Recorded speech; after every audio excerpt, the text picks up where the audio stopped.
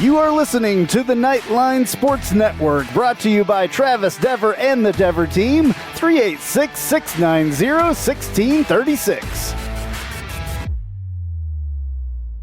This is WDBO 107.3 FM and AM 580, Orlando's news and talk.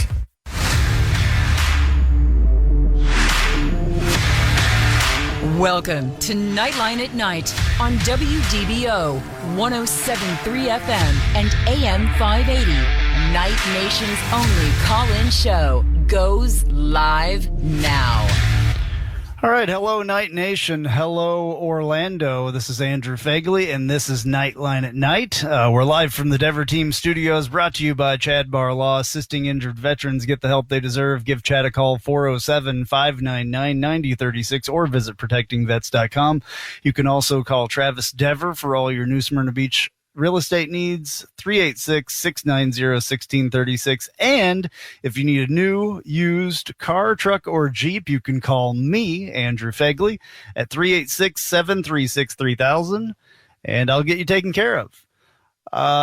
We're taking your calls, 844-580-9326, 844-580-9326, or you can use the open mic feature on the WDBO app. Once again, I'm Andrew Phegley, at AP_Knightline on Twitter. I've got Roger Phipps with me here today at Bengal on Twitter.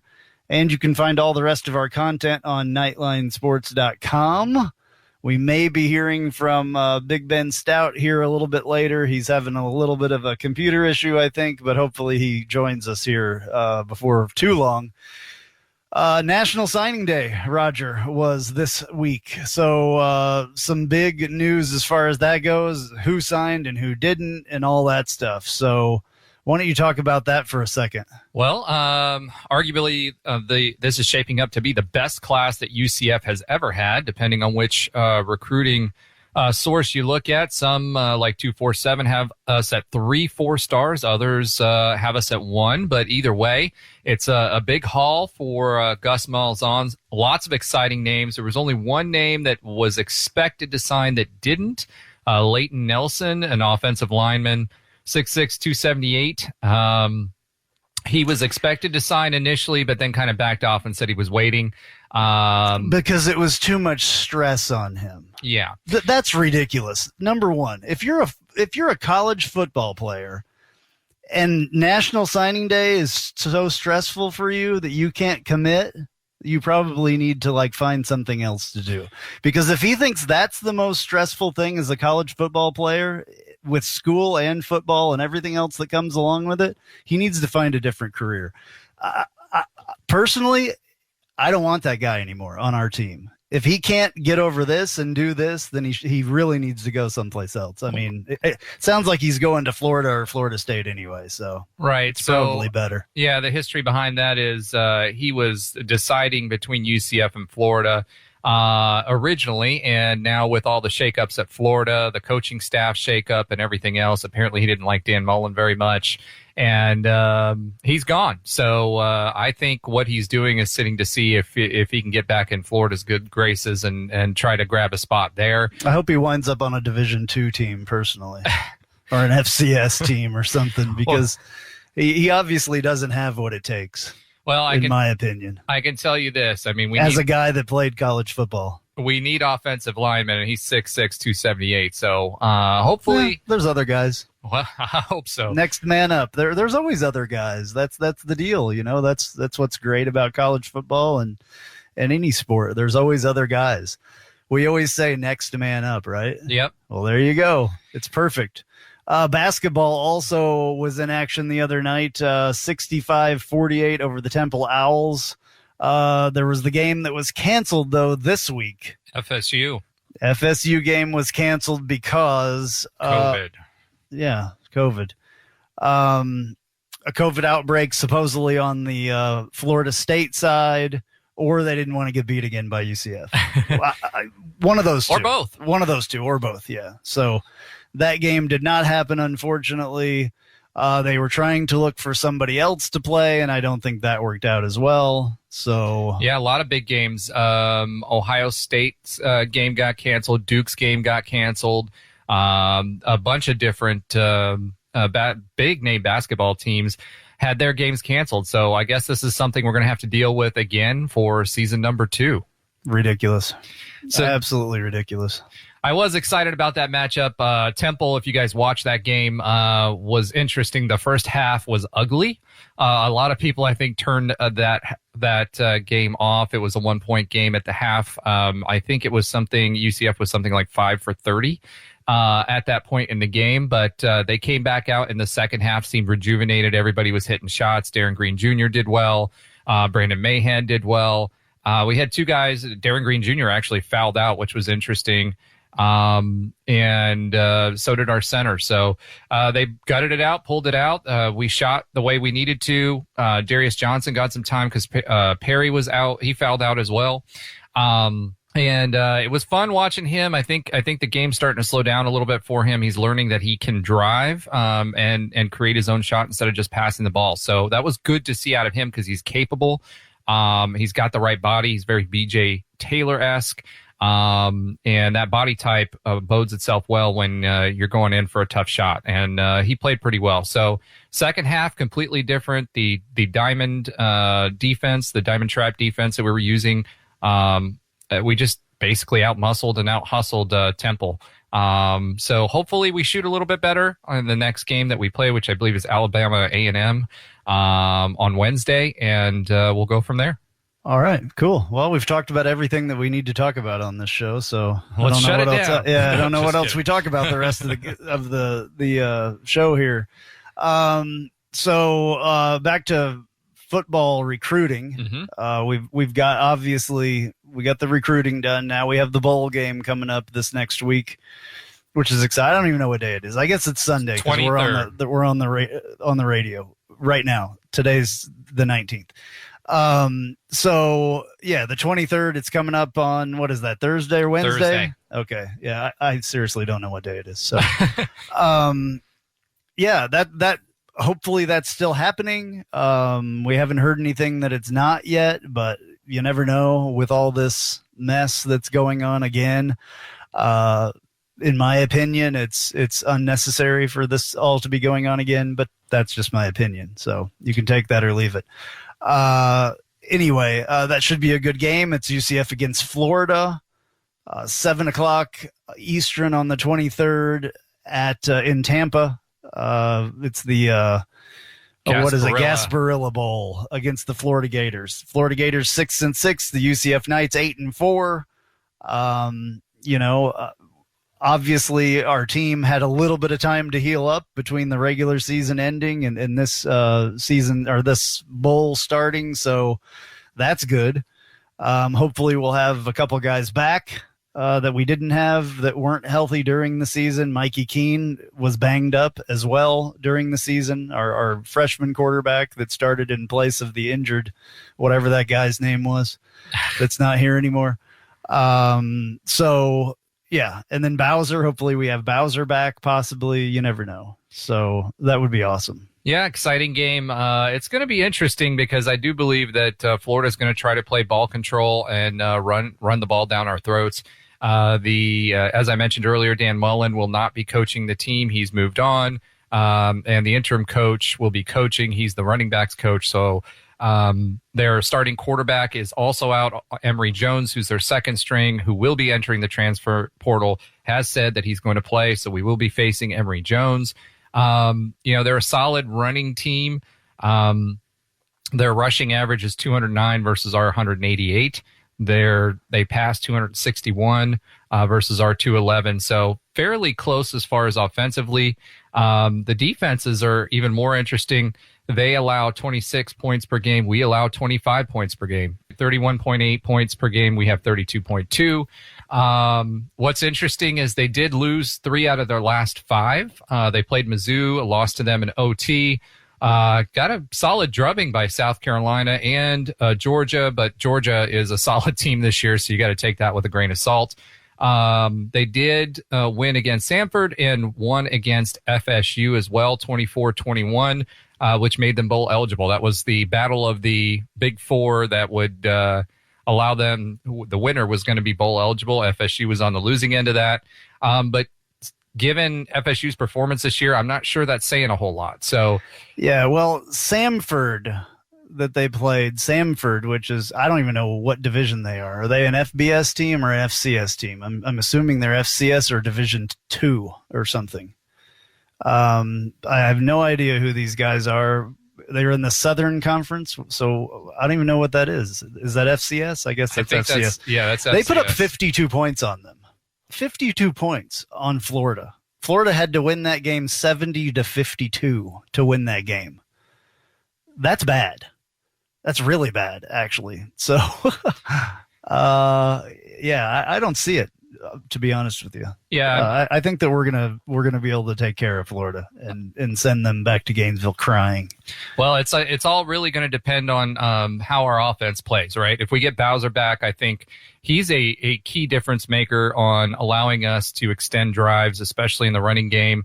On second down, he's and even third down sometimes he's a tough back to bring down, and he's made a difference in a lot of games that he's played. I think he played in 7 games, and he's a big difference maker. So if we get him back, I'm pretty confident that we'll be able to run it down their throat. And if we can run it down their throat, that'll open up some of the rest of the game. How are they against the run, though? We got to figure that out, because if we're saying that we're going to be able to run it against them and them run it against us, they're running 153. We're averaging. They're allowing 153. We're allowing 155. Okay, well, so it's fairly close when it comes to that.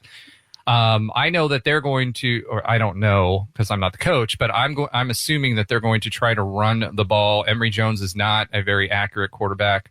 So if they try to do that, it's going to be a battle of the lines. And I feel like we have a pretty good defensive line that can stuff that run.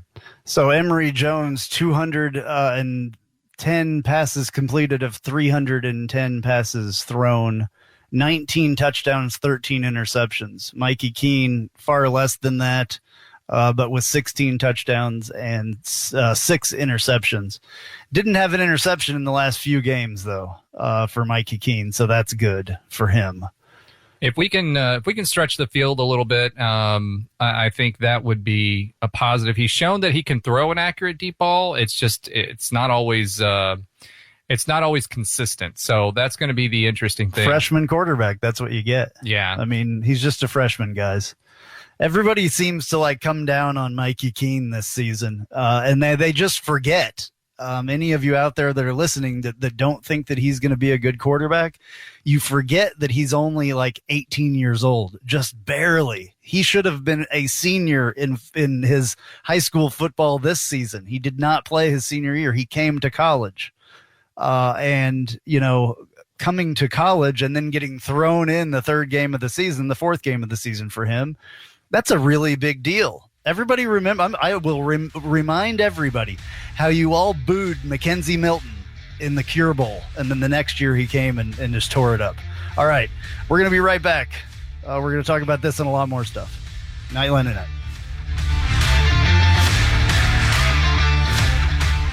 An auto accident can change your life forever. At Chad Barr Law, we are raising the bar on what to expect from your personal injury attorney. Hi, I'm Chad Barr, and I want you to know that our entire team is dedicated to providing you with the representation you deserve in your greatest time of need. If you or a loved one have been injured in an auto accident, call 407-599-9036 for a free consultation or visit chadbarlaw.com. At Chad Barr Law, our clients come to us in need and leave as family. Offices, Altamont Springs. Hey, this is Travis Dever, Kai's Real Estate, the Dever team, New Smyrna Beach. Your source for real estate and everything else, New Smyrna Beach. Proud sponsor of Knightline. Call me anytime at 386-690-1636. That's 386-690-1636. Let me show you my hometown, New Smyrna Beach, UCF's favorite beach. Go Knights and charge on.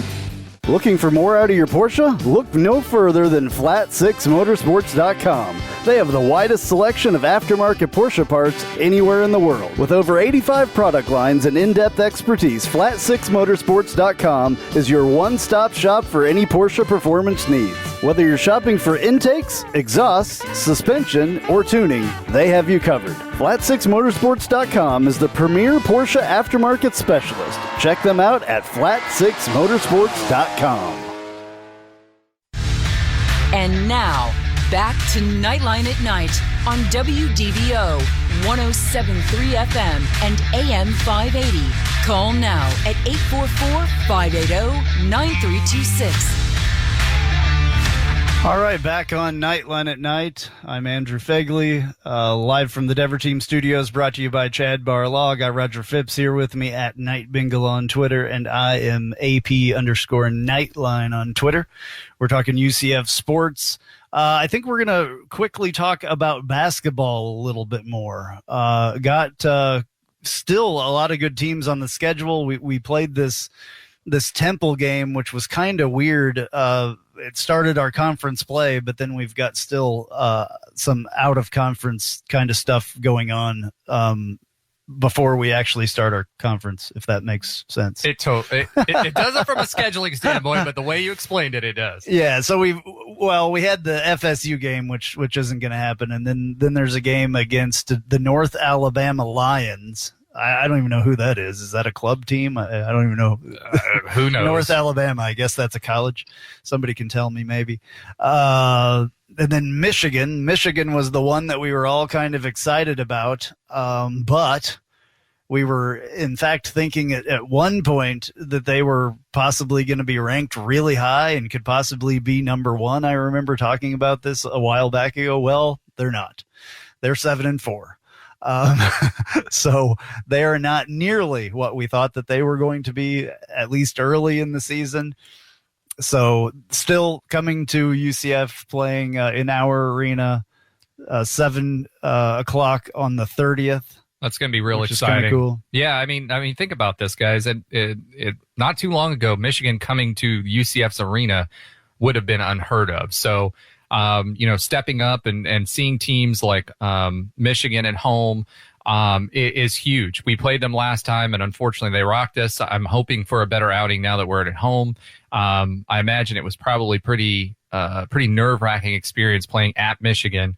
So a lot of these guys have a lot more experience. They've played together a little while.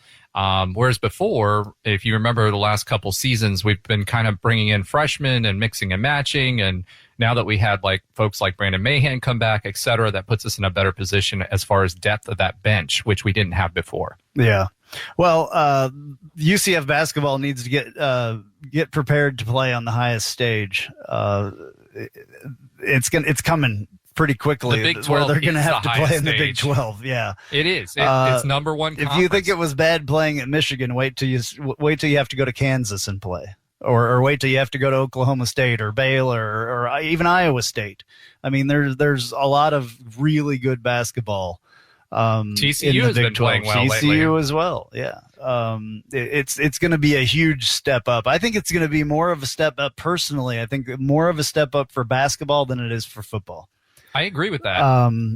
And, I think we have the guy. I think Johnny Dawkins is the perfect guy to take us to the Big 12. He's been around, large basketball before, where he's played and where he grew up playing and coached and all that stuff. So, he can do that. I mean, he knows what big time basketball is. Just has to get the recruiting done so we can compete with teams like that. Yeah, I mean, and the people that we're bringing with us, Cincinnati and UH, are no slouches. There's some thoughts that UH might have another Final Four team this year. So, as we enter into UH being Houston, yeah. As we enter into our new conference with our new conference mates, I agree with you. I'm expecting to see a huge increase in our ability to recruit as we get closer. And quite frankly, for us to be even competitive in that league, for football fans, it's kind of like entering the SEC for basketball, because It is the number one conference in basketball and has been for the past few years. And, there is a reason for that. They're great teams, great brands. And I'm really excited for us to get into it. My expectations are a lot lower for basketball entering into the conference than they are for football. And I'm hoping that this is an area where the Big 12 will boost our basketball program more than it has. The American Conference is a good basketball school or conference as well, though, because Houston, SMU has been good. Cincinnati's been good in the past. Memphis, obviously, Wichita State.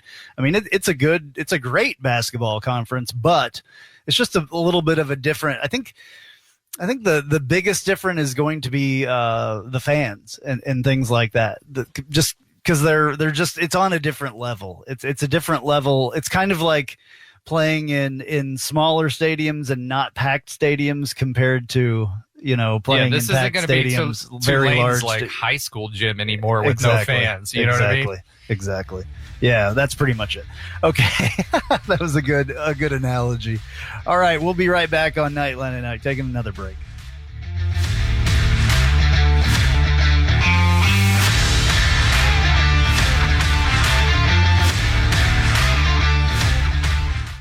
If you haven't figured it out yet, I love Tijuana Flats. I would love them even if they weren't a partner with us on the Knightline Sports Network. They have all kinds of great Tex-Mex food, and it's fresh, by the way. Made to order burritos, tacos, enchiladas, chimichangas, quesadillas, bowls, nachos, and taco salads. And if you haven't tried the queso, you are completely missing out. It is the best queso that I've ever had in my life. Absolutely hands down.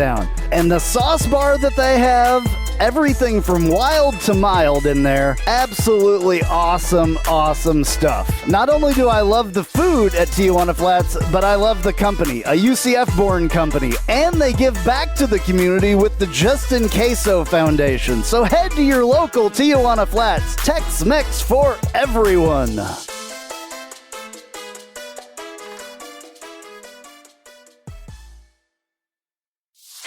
Hey Jeep Wrangler owners, have you ever sat in your office at work and watched the rain just pour into your Jeep because the weatherman said that there was a 0 chance of rain? Or you put your doors back on because there was a 100% chance and then not a drop of rain fell?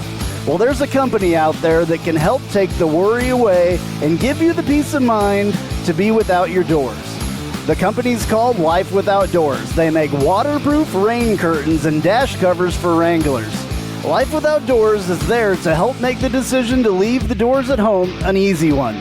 Find out more at lifewithoutdoors.com.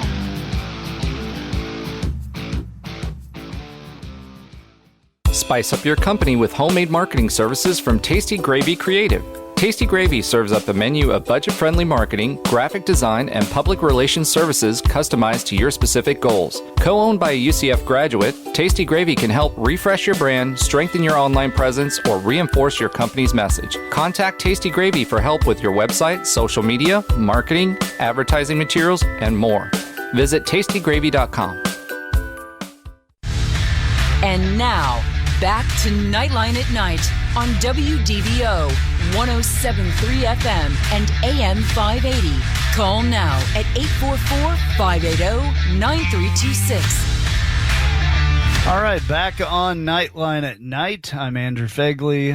We're live from the Dever Team Studios, brought to you by Chad Barlaw, assisting injured veterans get the help they deserve. Give Chad a call, 407-599-9036, or visit protectingvets.com. You can also call Travis Dever for all your New Smyrna Beach real estate needs, 386-690-1636. And if you need a new, used car, truck, or Jeep, you can call me, 386-736-3000, and I will take care of you. Just tell me you heard it on the radio or something.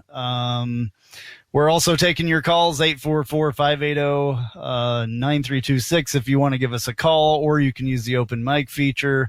Once again, I'm Andrew Phegley, AP_Knightline on Twitter. And we got Big Ben Stout with us finally at Big Social 32 on Twitter, and Roger Phipps at Night Bengal on Twitter. You can find all the rest of our content on nightlinesports.com. So since Ben is with us, welcome, Ben.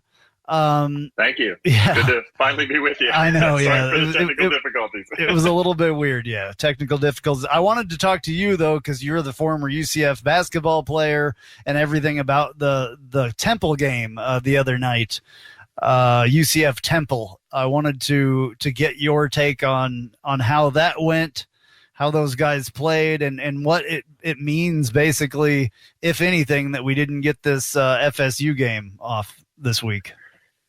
Yeah, well, the Temple game was so it was on the road at Temple. It was our first, conference game. Obviously, Temple is a American team. I think so I turned it off. This was the one that I told you guys I turned it off, right? Because I couldn't watch it anymore. Well, if you watch the first half only, which it sounds like I believe you turned it off at halftime. You said if you might have turned it off before that. Only, whether you were a fan of UCF or Temple, I'm sure there was plenty of fans that around halftime were contemplating whether or not to stick around for the second half, because it was a brutal first half to watch. It was, to watch two Division I men's basketball teams not crack 20 points, either of them not crack 20 points in the first half. It was wild to see. That being said, I think on our little side chats during these games, one thing that I said, which, certainly watching this game and you're seeing that bad of shooting from both sides, is I thought for at least the first 10 minutes of the game, we were taking good shots. They just were not going in. We were getting offensive rebounds, and we were putting it back up and through traffic, and they just weren't going in. It just seemed like there was a lid on the rim. But I was encouraged by some of the shot selection that I was seeing. Now, in the second 10 minutes of the first half, there were some forced shots, some things that do get you frustrated as a fan of watching. And it was just them trying to do or try anything to get in the game. But I'll say the second half, we outscored Temple 47-29. We absolutely just dominated them coming out of the break, coming out of halftime, where it looked like Temple was still in that kind of sluggish or whatever, just kind of that funk that both teams were in the first half.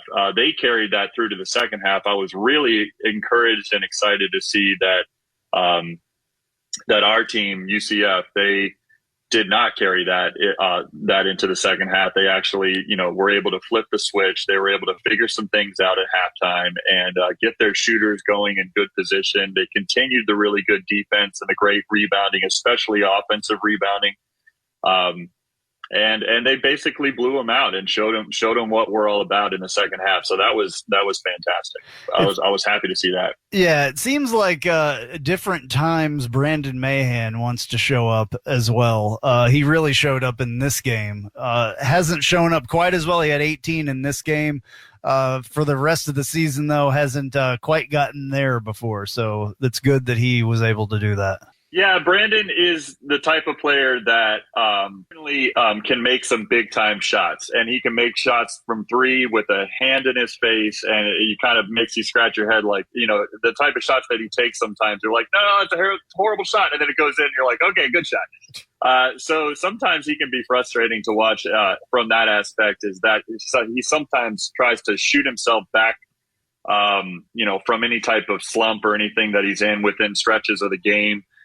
He's not afraid to take any shot on the court, which is a good thing in some aspects. But you also don't want him to settle for a bad shot when he could just make the extra pass to an open shooter, or maybe pump fake one dribble and take a mid-range jumper. That's something that Darren Green Jr. has done a great job of adding to his game. When it's not working for him, he's being aggressive. He's getting to the basket. And I'd like to see a little bit more of that from Brandon Mahan.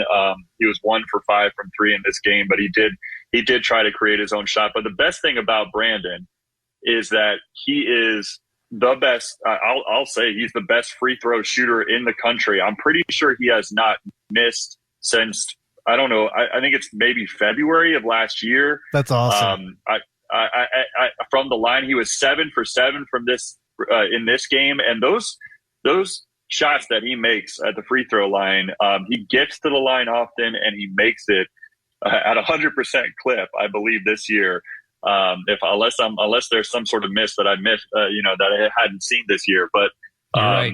So he just knocks down everything at the line, and that's a part of his game that shows his maturity. It shows how poised he is in general, and just so I'd like a little bit better shot selection out of him, but when he's on, he is on, and getting to the free throw line for him is just fantastic. Yeah, it's nice to see him step up, though, when we have other people, regularly, Darren Green Jr., Dre Fuller, those guys are consistently, Darius Perry consistently up there. Mm-hmm. To have Brandon Mahan come out and lead a game is good, because we need, just one more weapon that can, do great things instead of just good things, because he kind of plays, a lot of the time this season he hasn't been the top scorer or even come close to it. Yeah. So it's just nice to see him get back there, because we all know that he can do it. He's had a interesting career at UCF, I think. So yeah, and there's going to be some games where those big time players like Derek Green Jr., like Mbake Zhang, and like Darius Perry, all three of those guys fouled out in this game. So we needed Brandon to step up. We needed other guys like Tyan Freeman had a great game. That's where I was going to go. Okay, go ahead. Yeah, Tyan Freeman all season long. I mean, he doesn't seem like he misses much, and he's got a good floater. He's that stretch four that everybody's always talking about. And he just his game, I'm thoroughly impressed. Nobody really knew much about him because he came to us from JUCO, I believe. He played 1 year in JUCO, and I think he was like second team All-American or something in JUCO, and then he came to us. And he's just been lights out off the bench. I'd love for you to talk about him a little bit and what makes him so special. Yeah, you're right about his shot selection. He was actually, he was the only freshman last year, junior college player, only freshman to be the first team All-American for junior college players. So he was the best junior college player essentially in the country coming into UCF. And so I've just been thoroughly impressed with him. There was that first half, like you said, was brutal in that Temple game. But there was a stretch there about 3 or 4 minutes where Tyan Freeman got an offensive rebound and he put the ball back. He gets a steal on the other end, brings it up the floor and finds an open shooter. So there was a stretch about 3 or 4 minutes where he just kind of carried us, kind of brought the intensity that we needed to kind of stay mentally in the game. He does a lot of the little things. He's extremely athletic. He's a big body guy that can kind of play any position on the court that you ask of him, which is really cool. And one thing that stands out with his game, as you just mentioned, Roger, is shot selection. He's 69% field goal percentage right now. That leads the team for the year. That's actually CJ Walker has done a great job at shot selection as well. He's at 57%. You don't really see CJ Walker miss a whole lot of shots this year because he just kind of finding his spots very well. But Tyan Freeman has now passed him, and he's at 69% this year, nearly 70%. I mean, those were numbers that obviously we were used to seeing when Taco Fall was in the roster. But a guy like Tyan Freeman that has the ability to shoot the three, but is mostly comfortable driving the paint and kind of bruising with the rest of the guys and getting those hustle points. It's really good to see the contributions that he's made this year. And as his role grows on this team, I mean, I think the sky's the limit for that guy. I'm really glad he's on our team. All right, coming up next for UCF is the North Alabama Lions. This team is kind of interesting. We do have a common opponent. We both lost at Auburn, which is interesting. They lost 70-44 at Auburn. We lost 85-68 at Auburn, which is kind of interesting. And this is the other thing. If you look at the last 5 of their games, they have scored 100 points 2 times in the last 5 games, which is kind of interesting. I don't know what these schools are. They don't even come up when you click on them on ESPN. They don't have a website. They literally SEBA. I have no idea who that is. They won 106-40, which is a pretty good. And then CBC, no idea who that is either, because you click on that and it doesn't come up as anybody. 103-40 again. So cannabis school? I don't know. I don't know. What do you know about North Alabama, Ben? I know a whole lot of nothing about North Alabama. I'll tell you that much. But that being said, they're another team that is obviously not going to be like a huge quad 2 or whatever win. That the FSU game would have been for us had we have played that game. But that being said, it's another time that we can go up against a opponent that is at least appears on paper to be a lesser opponent than us. And and kind of show the rest of the country what we're all about. And we need to build momentum going in after the holidays, going into the Michigan game. Absolutely. Which is arguably the biggest non-conference still a big game, even though Michigan is not what we thought they were going to be at the beginning of the season by any means. They may, they can still rebound and become that tournament team at the end of the season. It's very early in college basketball. One thing I did want to say, my favorite thing, the matchup predictor on ESPN.com has us an 87.2% chance UCF to beat University of North Alabama. So they are 87-12. I did find them. They're in Florence, Alabama, and unlike that school to our west, they are not directionally challenged. They're right on the border with Tennessee. So congrats for knowing your geography there, unlike that school from the west side of Central Florida. Exactly. Do you know what division they play in? Are they in? Do they have a football team? I just wonder. Are they? They are a Division I team. I believe they're in I think they're a Division I basketball team, but they're. I'll say though quickly though, looking you mentioned your matchup predictor. As of now, it has us at a 53% chance to beat Michigan. So we're at least a 50-50 shot at home. All righty, good. Okay. Wolverine. All right. Well, Ben, thank you very much. We will be back right after this break.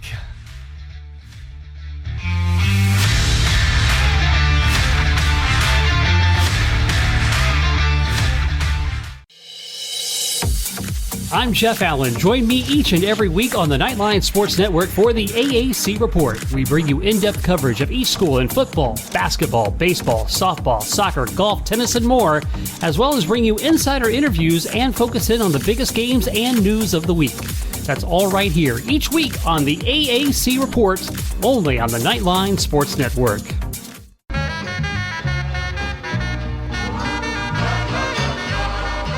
Welcome. This is a promo for the Take a Left at Albuquerque podcast, new to the Knightline Sports Network. You should listen to it. I say things like this. We need to stop blaming Jerry because we would do the exact same thing if we owned the Dallas freaking Cowboys. Do you know how much fun it is to own the Dallas Cowboys? My guests will say things sometimes like this. It's the Lord of the Flies thing that happens when they don't understand that things are wrong. Spoiler alert, until Piggy dies.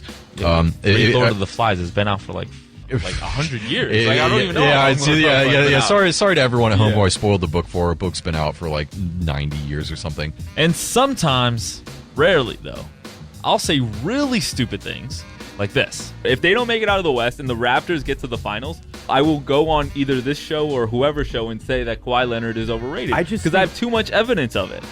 New episodes drop every Friday with me and some of my good friends right here on the Knightline Sports Network.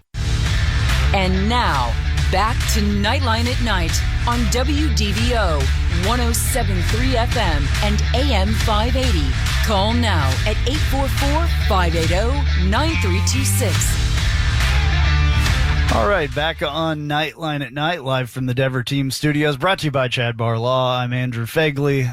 This is our last segment of the show, and we normally go right into the Tijuana Flats Hot Take of the Week, so let's do that.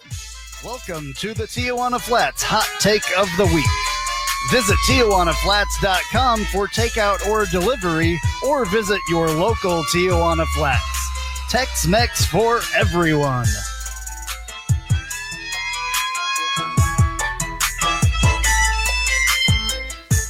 All right, Tijuana Flats, my absolute favorite place for fresh Mex food. Absolutely awesome with their hot sauce bar, and that is why we call this the hot take of the week. We are back to a score prediction now because we have a football game to talk about. So we're going to predict the score of the UCF versus Florida Gasparilla Bowl on Thursday, 7 p.m. So Roger, well, let's give Ben had to take off because he's got stuff to do. go ahead and talk about Ben's real quick. All right, so I grabbed Ben's Tijuana Flats hot take of the week, and for him this week, he says that UCF will beat the Jorts by 28-24 scores. So he thinks it's going to be a close game, but he has the Knights with a win. Okay. What about you? For me, it was kind of funny. We tend to have our Tijuana Flats hot take of the week score predictions close, and this week was no exception. I had UCF winning 28-21, so I guess I'm a little bit more bullish on UCF's defense, but a win is a win is a win. All righty. Let's see here. I am going to go. I think we're going to do quite well against Florida. I don't think it's going to be crazy by any means. It could come down to even a field goal. Oh boy. You never know. And I think that our field goal kicker, I'm going to give him props on this one. I'm going to say that Orbowski kicks a field goal of an unknown distance. 5 feet. Well, it could. He's got a leg. He's got the know. capability. Just the accuracy sometimes wanders a little bit. Wanders, that's a great word. Well, I mean, it's the only thing I can think of. Wanders to the left or to the right sometimes, even when he kicks off. But I'm going to say Orbowski kicks a field goal, and we win. I'm going to give it the same score as their last game, 24-21. 24-21 UCF, a last-second field goal by Orbowski to redeem himself for the misses throughout the season that he's had. Yeah, that would definitely be a redeeming kick for sure. I think And it would, with that kind of a score as well, when it comes down to a field goal at the end of the game, it's an exciting game. Mm-hmm. You're on edge the entire time. I don't want it to be a blowout on either side, to be honest with you. I would actually, that's wrong. I'm going to take that back. I would love it I would love to blow out Florida and just make them look dumb. Yeah, I would agree. love that, because that is what happened the last time that they played us. Mm-hmm. They did that. That was a long time ago in a different 2009. time. That was a completely different time, though, with UCF football and Florida football. So I think they're much more evenly, matched. Matched. No, thank you for the word. Matched at this point. I forget simple little words, people. It happens. So, I think it's going to be a good game. I can't wait. I really can't wait. So 24-21. We're going to be back next week to talk about, we'll talk about that bowl game next week. We're going to talk about that win. Talk about all kinds of stuff. All right, back next week. Thank you very much for listening. This has been Knightline at Night. Go Knights. Charge on.